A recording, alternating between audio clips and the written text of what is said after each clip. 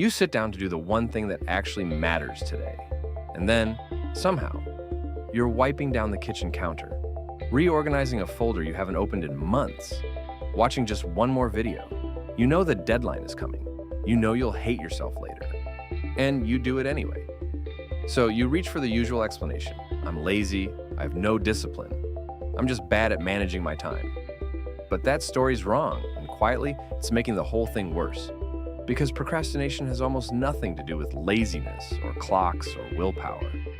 What it actually is stranger than that. It's a kind of emotional first aid. For decades, we treated procrastination as a time management problem. Make a better schedule.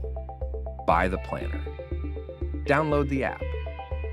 But researchers like Timothy Pychyl and Pychyl Sirois found something that flips that on its head. Procrastination isn't a failure to manage your time.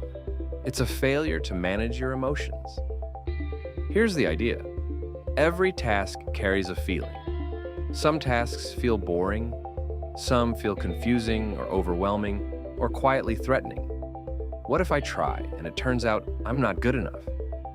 When a task makes you feel bad, your brain treats that feeling like a small threat, and it reaches for the fastest way to make the bad feeling stop, which is simply to not do the task.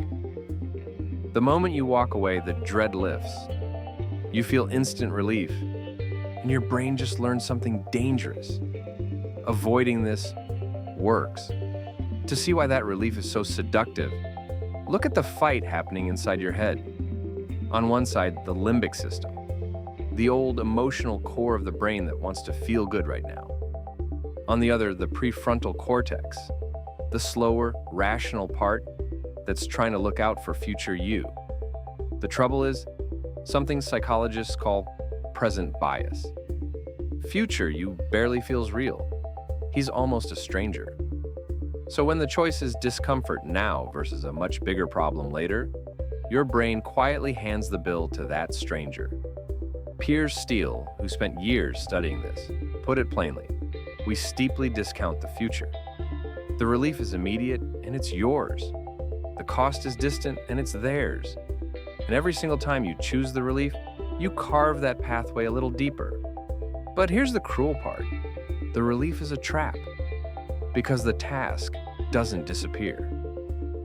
You walk away and it's still sitting there, only now it's heavier, closer to the deadline, and wrapped in a fresh layer of guilt. So the next time you face it, it feels even worse than before, which makes you even more desperate to escape it. That's the loop. Avoid, feel relief, feel guilt, dread it more, avoid again. Procrastination doesn't reduce your stress. It manufactures it.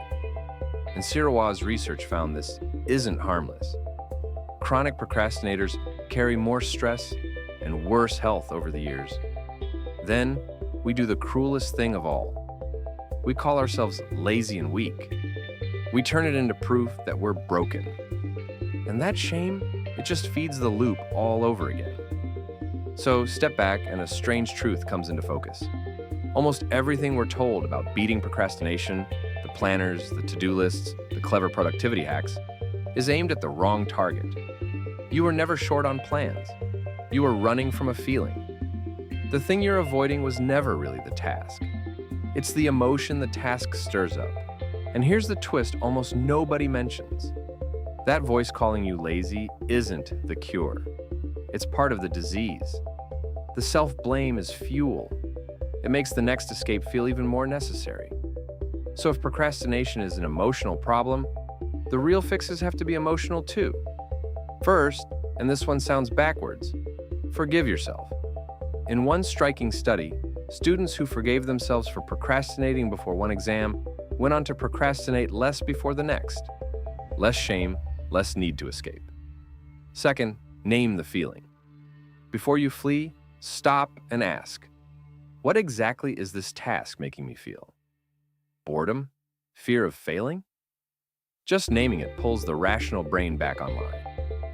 Third, shrink the task until it's almost laughably small. Not write the report. Open the document and write one ugly sentence. A tiny task carries a tiny feeling. Fourth, lower the bar for starting, because starting is the hardest emotional hump. And once you're moving, the dread usually melts. And last, make future you real.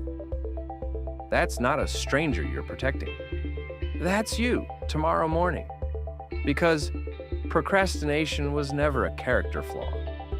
It's your brain reaching for a bad strategy to protect you from a feeling. Buying a few minutes of calm and charging it to a future that always eventually arrives.